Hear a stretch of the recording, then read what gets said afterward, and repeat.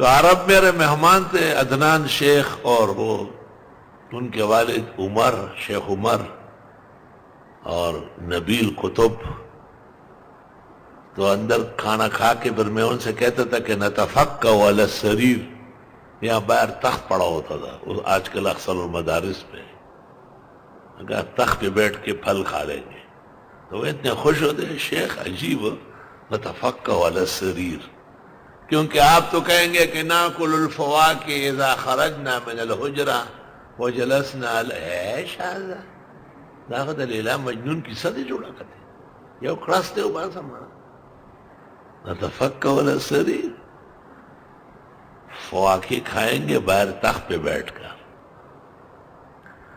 تو لعلکم تعقلون، عربی سے عقل بڑھتی ہے.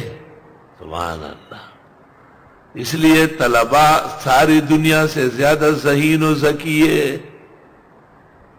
ان غریبوں کو موقع نہیں ملا استعمال کا، ورنہ ان جیسے بیشبہ خزائن نہیں. طالبان دور میں ان کو میزائل چلانے کے لیے اور جہاز گرانے کے لیے مختلف ملکوں نے بڑے بڑے ماسٹر بھیجے. سمجھتے تھے کہ یہ پاگل سے بڑی داڑھی ہے، چادریں کندھے پہ ڈالے ہوئے ہیں، گہری شلواریں پہ، یہ کیا کریں گے؟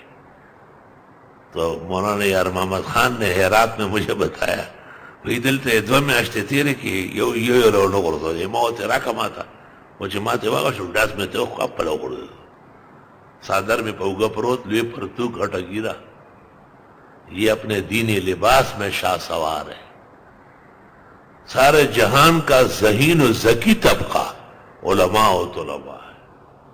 یہ قرآن مجید اور یہ عربیت کی وجہ سے.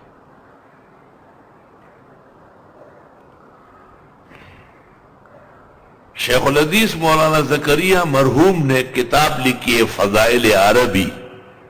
اس میں ثابت کیا ہے کہ عربی علوم پڑھنے سے اور فارسیات پڑھنے سے ذہن تیز ہوتا ہے، عقل بڑھ جاتی ہے.